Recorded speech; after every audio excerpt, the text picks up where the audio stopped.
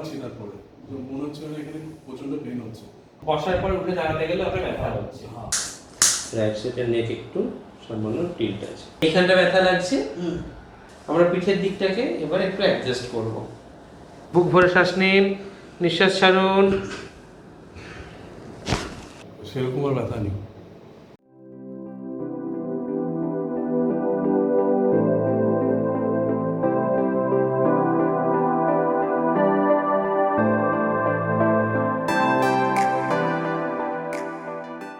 কোমরে আপনার যখন আমি শুনছি মানে শুয়ে যখন আমি দাঁড়াচ্ছি তারপরে তো মনে হচ্ছে এখানে প্রচন্ড পেন হচ্ছে।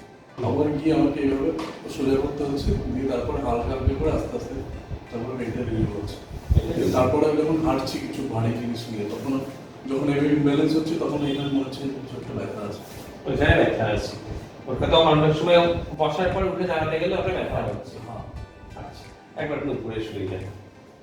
তারপরে প্রাইমারি স্পাইনটাকে দেখে নেবো। প্রথমে স্পাইনের কার্ভেচার, স্পাইনের অ্যাডজাস্টমেন্টে কোনো সমস্যা আছে কিনা। যদি হয় সেক্ষেত্রে আমি সেটাকে কাইরোপ্র্যাকটিক অ্যাডজাস্টমেন্ট করবো। পেছনে রাখুন দুটো হাত। ফার্স্ট আমি নেকটাকে আগে দেখি। রাইট সাইডের নেক একটু সামান্য টিল্ট আছে।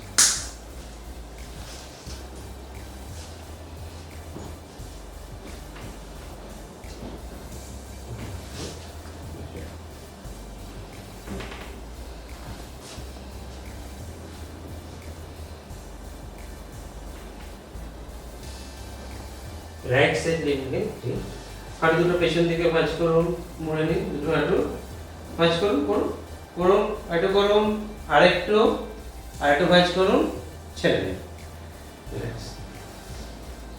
এইখানটা ব্যথা লাগছে, এইটা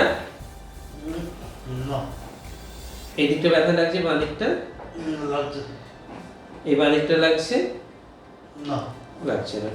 ডান দিকটা ব্যথা লাগছে হালকা হালকা। আমরা পিঠের দিকটাকে এবার একটু অ্যাডজাস্ট করব। বুক ভরে শ্বাস নিন, নিঃশ্বাস ছাড়ুন।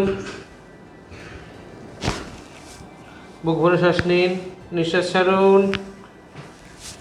3 নম্বর, বুক ভরে শ্বাস নিন, নিঃশ্বাস ছাড়ুন। লাস্ট, বুক ভরে শ্বাস নিন, নিঃশ্বাস ছাড়ুন, রেস্ট।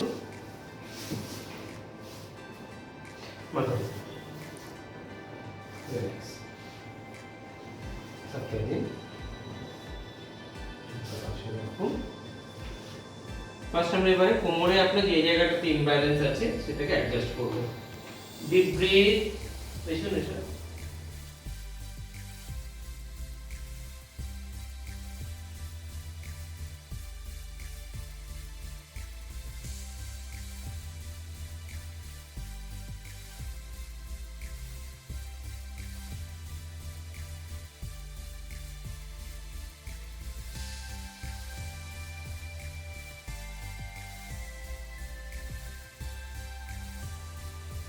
এবার আপনি উঠে বসুন।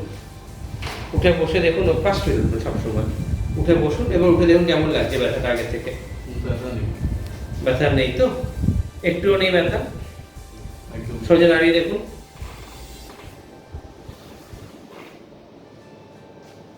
না নেই, হালকা এখানটা হালকা লাগছে, আবার সেরকম আর ব্যথা নেই। আচ্ছা, এবার সেরকম ভাবে না, ব্যথা নেই সেরকম, কারণ খুললে লাগছিল সেরকম নেই। ঠিক আছে।